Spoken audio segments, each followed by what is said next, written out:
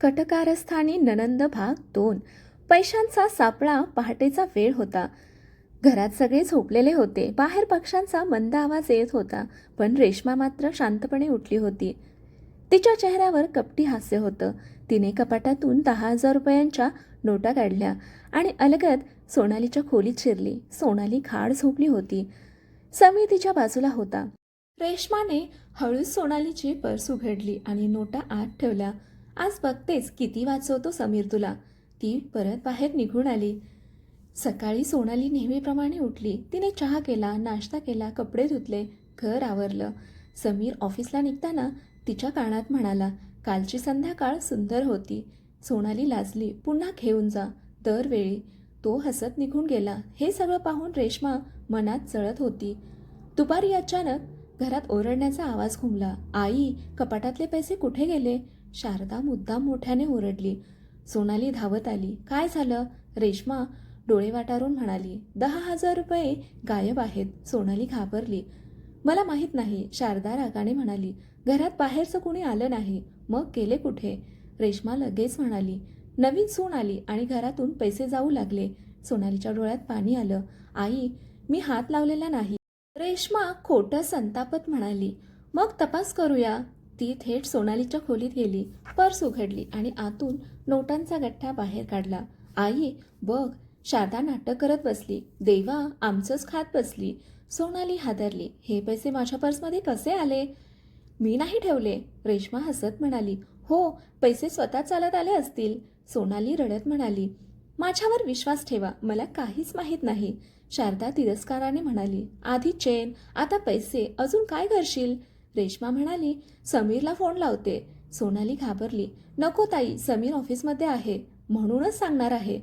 समीर घाईघाईने घरी आला. घरात पुन्हा आरोपांचे वादळ. काय झालं?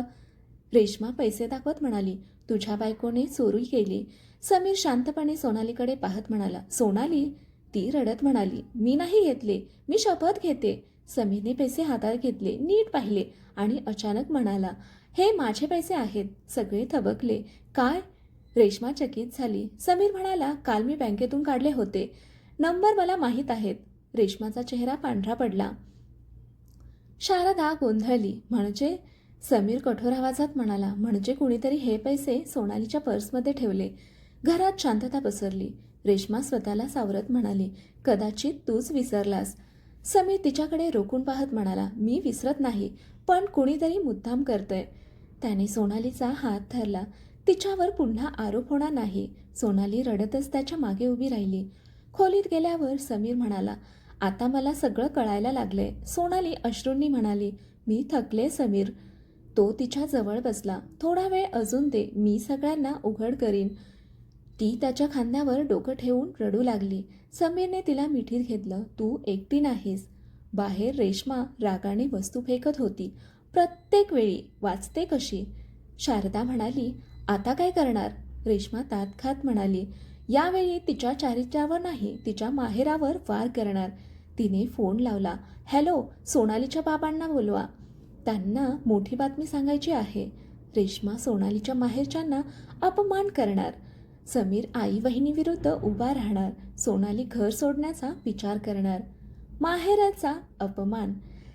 सकाळपासूनच सोनालीचं मन बेचैन होतं. कालच्या पैशांच्या प्रकारानंतर समीरने तिच्यावर विश्वास दाखवला होता, पण घरातला तिरस्कार अजून वाढला होता. ती अंगण झाडत होती. तेवढ्यात रेश्मा मोबाईलवर मोठ्याने बोलत आत आली. हो हो काका, या ना. सोनालीच्या बाबांनाही घेऊन या, थोडं बोलायचं आहे. सोनाली थबकली. ताई, बाबांना का बोलवताय? रेश्मा नकली हसू देत म्हणाली. अगं, नातं आहे ना, भेटायला बोलावलं. पण तिच्या डोळ्यात वेगळाच कट दिसत होता. दुपारी सोनालीचे बाबा गोविंदराव आणि आई सुमन घरात आले. साधे कपडे, नम्र स्वभाव. मुलीला भेटायला ते आनंदाने आले होते. सोनाली धावत जाऊन आईला बिलगली. आई! सुमनने तिच्या चेहऱ्याकडे पाहिलं. काय ग, इतकी सुकलीस का? सोनालीने हसण्याचा प्रयत्न केला. काही नाही. हॉलमध्ये सगळे बसले. समीर ऑफिसमध्ये होता. रेश्मा चहा ठेवत म्हणाली. काका, तुमच्या मुलीला घरकामाची अजिबात सवय नाही बरं का? गोविंदराव नम्रपणे म्हणाले. शिकेल हळूहळू. शारदा लगेच म्हणाली. शिकेल? आमचं घर शिकवणी वर्ग आहे का? सोनालीच्या डोळ्यात पाणी आलं. सुमनने हळू आवाजात विचारलं, तुम्हाला काही त्रास झाला का तिच्यामुळे? रेश्मा हसली. त्रास? अरे बापरे. चोरीचे आरोप, बाहेरचे फोन, कामात आळस, सगळंच.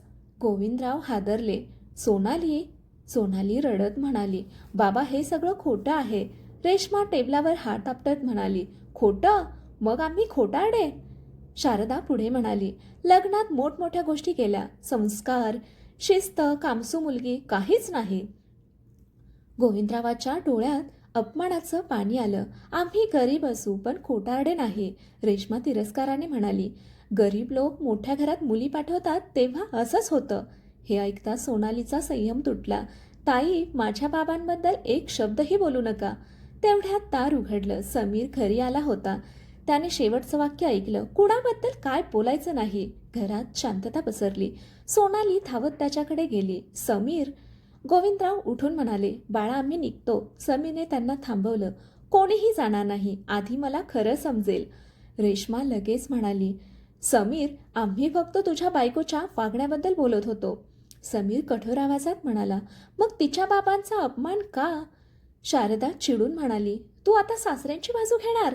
समीर शांत पण ठाम होता. मी ज्यांचा अपमान झाला त्यांची बाजू घेतोय. तो गोविंदरावांच्या जवळ गेला. बाबा, तुमचा इथे अपमान झाला असेल तर मी माफी मागतो. सगळे थबकले. सोनालीच्या डोळ्यातून अश्रू वाहू लागले. गोविंदराव म्हणाले, नको बाळा, तू चांगला आहेस म्हणून माझी मुलगी इथे टिकून आहे. समीरने सोनालीकडे पाहिलं. तू मला आधी काही सांगितलं का नाही? ती हळू आवाजात म्हणाली, तुझं घर तुटू नये म्हणून. समीरच्या मनाला चटका लागला. त्या संध्याकाळी समीर स्वतः सोनालीच्या आईबाबांना गाडीने सोडायला गेला. जाताना गोविंदराव म्हणाले, बाळा, मुलगी रडली तर आम्ही सहन करू, पण तिला मोडू देऊ नकोस. समीरच्या डोळ्यात निर्धार उतरला. जोपर्यंत मी आहे कुणी मोडू शकणार नाही. घरी परतल्यावर रेश्मा संतापली. आई, बघितलंस, आता तो आपल्यालाच उलट बोलतो. शारदा म्हणाली, ही मुलगी घरात राहिली तर मुलगा हातातून जाईल. रेश्मा कपटी हसली. मग आता तिला घरातूनच जायला लावू. कसं? समीरच्या मनात तिच्याविषयी इतका मोठा गैरसमज निर्माण करीन की तोच तिला बाहेर काढेल. तिने मोबाईलमध्ये कोणाचा तरी फोटो उघडला. उद्या खरी खेळी सुरू. रेश्मा सोनालीचा खोटा फोटो समीरला दाखवणार. समीर पहिल्यांदाच सोनालीवर रागवणार. सोनाली घर सोडून जाणार. विश्वासाला पहिला तडा. रात्रभर समीरला झोप लागली नव्हती. सोनालीच्या आईबाबांचा झालेला अपमान त्याच्या मनाला टोचत होता. बाजूला झोपणारी सोनाली थकव्याने गाढ झोपलेली होती. तिच्या डोळ्यांच्या कोपऱ्यात अजूनही अश्रू सुकलेले दिसत होते. समीरने हलकेच तिच्या केसांवरून हात फिरवला. तुला किती सहन करावं लागलं असेल. सकाळी सोनाली उठली तेव्हा समीरने स्वतः चहा बनवला होता. ती आश्चर्याने म्हणाली, आज हे काय? समीर हसला. माझ्या बायकोला सुट्टी. ती हलकसं हसली. आई बघतील तर वाद होईल. होऊ दे. दोघे एकमेकांकडे पाहून हसले. त्या क्षणी त्यांच्या नात्यात गोडवा होता. पण दाराआड उभी रेश्मा संतापाने पेटत होती. इतकं प्रेम? आता बघते. दुपारी रेश्मा तिच्या मैत्रिणीकडे गेली. तिने मोबाईलवर काही फोटो एडिट करून घेतले. एका फोटोमध्ये सोनाली कुण्या अनोळखी पुरुषासोबत जवळ उभी असल्यासारखी दिसत होती. रेश्मा फोटो पाहून हसली. आता समीरच तिच्यावर शंका घेईल. संध्याकाळी समीर ऑफिसमध्ये होता. रेश्माने त्याला मेसेज केला, तुझ्या बायकोचं खरं रूप पाहायचं असेल तर हा फोटो बघ. समीरने फोटो उघडला आणि थबकला. फोटोत सोनाली एका पुरुषासोबत हसताना दिसत होती. त्याच्या कपाळावर आठ्या पडल्या. त्याने लगेच सोनालीला फोन केला. कुठे आहेस? घरीच आहे. का? ठीक आहे. समीरचा आवाज थंड होता. सोनाली घाबरली. घरी परतल्यावर समीर सरळ खोलीत गेला. त्याचा चेहरा गंभीर होता. सोनालीने विचारलं, काय झालं? समीरने मोबाईल तिच्या समोर धरला. हा फोटो काय आहे? सोनालीने फोटो पाहिला आणि तिच्या हातातून मोबाईलच पडला. हे काय? हा फोटो खोटा आहे. समीरचा आवाज कठोर झाला. मग यात तूच दिसतेस ना? हो, पण मी कुणासोबत नाही गेले कधी. मग हा माणूस कोण? मला माहिती नाही. बाहेर रेश्मा कान लावून ऐकत होती. तिच्या चेहऱ्यावर विजयी हास्य होतं. खोलीत समीर अस्वस्थ झाला. सोनाली, मी तुझ्यावर विश्वास ठेवतो, पण हे सगळं वारंवार का घडतंय? सोनालीच्या डोळ्यातून अश्रू वाहू लागले. कारण कुणीतरी मुद्दाम करतंय. प्रत्येक वेळी तेच. हो, तुझ्या घरात कुणीतरी मला संपवू पाहतंय. समीर शांत झाला. तू म्हणतेस माझी आई किंवा ताई? सोनाली गप्प झाली. मी नाव घेत नाही. समीरचा राग आणि संभ्रम दोन्ही वाढत होते. मला सत्य हवं आहे, सोनाली तुटून म्हणाली. मलाही. ती रडत खोलीबाहेर गेली. हॉलमध्ये शारदा बसली होती. काय झालं? नवरा बायकोत भांडण? रेश्मा बनावट काळजीने म्हणाली. समीर, आम्ही आधीच सांगत होतो. समीर रागाने ओरडला. बस. दोघी दचकल्या. आता कुणीही सोनालीबद्दल एक शब्द बोलायचा नाही. तो परत खोलीत गेला. रात्री उशिरा सोनाली गच्चीत बसून रडत होती. समीर तिच्या मागे आला. सोनाली, ती म्हणाली, जर तुला माझ्यावर शंका असेल तर मी उद्या निघून जाईन. समीर हादरला. असं बोलू नकोस. मी रोज रोज स्वतःला सिद्ध करू शकत नाही. समीर तिच्या जवळ बसला. मला वेळ दे, मी शोधून काढेन, ती म्हणाली. विश्वास एकदा तुटला की जोडता येतो, पण खुणा राहतात. समीर निशब्द झाला. खाली रेश्मा आईला म्हणत होती, आज पहिला तडा गेला, आता पुढचा वार. घर सोडून जाईल ती. शारदानं विचारलं, काय करणार? रेश्मा हसली. उद्या तिच्या कपाटातून दागिने सापडतील. सोनालीवर पुन्हा चोरीचा आरोप होणार. समीर यावेळी तिच्यावर विश्वास ठेवेल का? सोनाली खरंच घर सोडणार? दागिन्यांचा डाव. रात्रभर गच्चीवर झालेल्या बोलण्यानंतर समीर आणि सोनाली दोघेही शांत झाले होते, पण त्यांच्या मनात वेगवेगळे वादळ सुरू होते. विश्वास होता, पण त्यावर सतत वार होत होते. सकाळी समीर उठला तेव्हा सोनाली देवघरात बसून शांतपणे प्रार्थना करत होती. देवा, माझं सत्य कधीतरी दिसू दे. समीर काही क्षण तिच्याकडे पाहत राहिला. त्याच्या मनाला अपराधीपणाची टोचणी लागली. तो तिच्या जवळ जाऊन म्हणाला, काल मी रागावलो, माफ कर. सोनाली हसली, पण डोळ्यात वेदना होत्या. रागापेक्षा शंका जास्त दुखावते. समीर निशब्द झाला. दुसरीकडे रेश्माने आधीच तिच्या नव्या खेळाला सुरुवात केली होती. तिच्या आईच्या कपाटातून 2 सोन्याच्या बांगड्या काढल्या आणि सोनालीच्या कपाटात साडीखाली लपवून ठेवल्या. शारदा घाबरत म्हणाली, रेश्मा, हे जास्त होतंय. रेश्मा कटाक्ष टाकत म्हणाली, आई, आता मागे फिरायचं नाही, नाहीतर समीर पूर्ण तिचाच होईल. दुपारी घरात पुन्हा आरडाओरड सुरू झाली. माझ्या बांगड्या कुठे गेल्या? शारदा मोठ्याने ओरडली.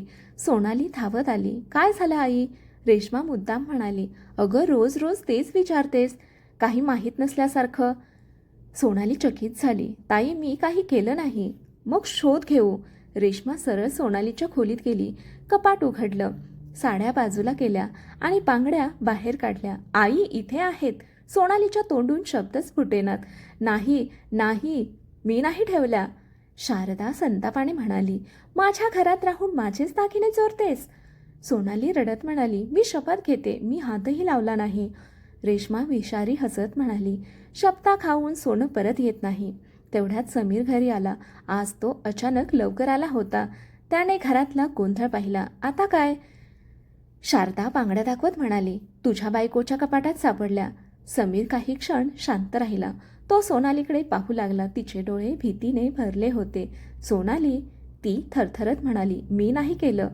रेश्मा लगेच म्हणाली, प्रत्येक वेळी तेच. समीर पुढे गेला. त्याने बांगड्या हातात घेतल्या आणि शांतपणे म्हणाला, आई, या बांगड्या काल तुझ्या हातात होत्या. शारदा गोंधळली. हो, मग? काल रात्री तू स्वतः मला म्हणालीस की लॉकरमध्ये ठेवायच्या आहेत. रेश्माचा चेहरा उतरला. समीर पुढे म्हणाला, मग त्या लॉकरमध्ये न ठेवता सोनालीच्या कपाटात कशा गेल्या? घरात शांतता पसरली. रेश्मा चिडून म्हणाली, म्हणजे आम्हीच ठेवल्या म्हण ना. समीरचा आवाज कठोर झाला. मी अजून नाव घेतलं नाही, पण आता मला समजतंय. शारदा रागाने म्हणाली, तू आईवर संशय घेतोयस? समीर ठामपणे म्हणाला, मी त्या व्यक्तीवर संशय घेतोय ज्या रोज माझ्या पत्नीला चोर ठरवतात. सोनालीच्या डोळ्यातून अश्रू वाहू लागले. तिला पहिल्यांदाच वाटलं समीर खरोखर तिच्या बाजूला उभा आहे. समीरने तिचा हात धरला. आजपासून कुणीही तुझ्या वस्तूंना हात लावणार नाही. तो तिला घेऊन खोलीत गेला. खोलीत सोनाली तुटून रडू लागली. मी किती दिवस हे सहन करू? समीर तिच्या जवळ बसला. आता नाही, मी निर्णय घेणार आहे. ती घाबरली. काय निर्णय? समीर गंभीरपणे म्हणाला, जर हे थांबलं नाही तर आपण वेगळं राहू. सोनाली थबकली. आईपासून वेगळं? हो, मला बायकोला रोज अपमानित होताना पाहायचं नाही. दाराबाहेर उभी रेश्मा हे सगळं ऐकत होती. तिच्या पायाखालची जमीन सरकली. वेगळं राहणार म्हणजे सगळे पैसे तिच्याकडे जातील. ती आईकडे धावत गेली. आई, आता शेवटचा मोठा डाव खेळावा लागेल, नाहीतर समीर हातातून कायमचा जाईल. शारदा घाबरून म्हणाली, काय करणार? रेश्मा हळूच म्हणाली, सोनाली आई होणार नाही असं समीरला पटवणार. पुढील भागात रेश्मा सोनालीच्या मातृत्वावर वार करणार. समीर आई बहिणीपासून वेगळं राहण्याचा निर्णय घेणार. सोनालीच्या आयुष्यात येणार नवा आनंद की नवं दुःख, पाहू पुढील भागामध्ये. कथा आवडली असेल तर कथेला लाईक करा, शेअर करा, कॉमेंट करा आणि आपल्या चॅनेलला सबस्क्राईब करा. कथा वाचल्याबद्दल, ऐकल्याबद्दल धन्यवाद.